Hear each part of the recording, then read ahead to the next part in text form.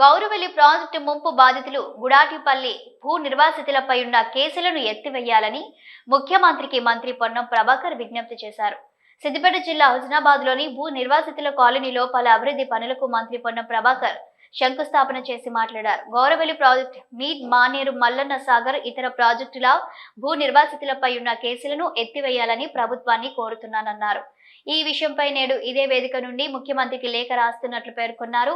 గత బీఆర్ఎస్ ప్రభుత్వ నిరంకుశ విధానాలతో భూ నిర్వాసితుల పక్షాన పోరాడిన తనపై ముఖ్యమంత్రి రేవంత్ పై కూడా కేసులయ్యాయని గుర్తు చేశారు. పెద్ద మనసుతో భూ నిర్వాసితులపై తమపై ఉన్న కేసులను ఎత్తివేసేలా ప్రభుత్వం నిర్ణయం తీసుకోవాలన్నారు.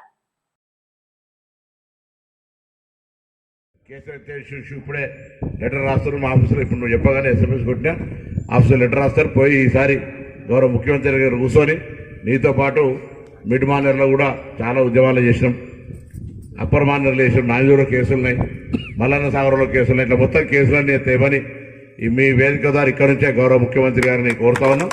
తప్పకుండా ఇదేం క్రిమినల్ నేరం చేయాలనే ఉద్దేశంతో చేసిన కేసులు కాదు. ఆనాడు ప్రభుత్వ నిరంకుశ వైఖరితో ముఖ్యమంత్రి గారి కూడా కేసులున్నాయి.